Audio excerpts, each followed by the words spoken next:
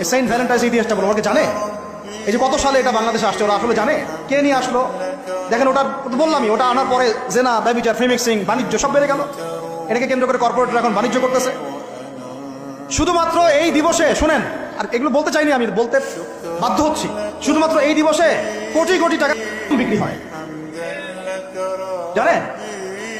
এটা শুধু শুধু কয়েকটা কান্ট্রির পরিসংখ্যান, সারা বিশ্বের পরিসংখ্যান দিলে তো আপনার চোখ কপালে উঠে যাবে। কি হচ্ছে আর কি হচ্ছে না। মনে করেন আপনার ঘরে একজন মহিলা আছেন যার মাহরাম নাই, তার উপর হজই ফরজ হয় নাই। মাহরাম ছাড়া যার হজই ফরজ হয় না, তাকে মাহরাম ছাড়া এইভাবে হোটেলে একটা ছেলের সাথে বাইকে যেতে কে বলছে? বলেন, মাহরাম ছাড়া একটা মেয়ের সফর জায়েজ নাই, হজও জায়েজ নাই, হজ করার দরকারই নাই, সে ঘরে থাকবে, ওইটাই তার জন্য বেশি গুরুত্বপূর্ণ, ওটাই হুকুম আল্লাহ পাকের। আর সে মাহরাম ছাড়া এইভাবে এখানে ওখানে ঘুরে বেড়াবে, ছেলের সাথে আড্ডাবাজি করবে, টাঙ্কি মারবে, চটপটি ফুচকা খাবে, এরপর 4টা 5টা ছেলে মিলে ওকে ধর্ষণ করে দিলে সব ছেলে দোষ ওই ছেলের উপর আসবে?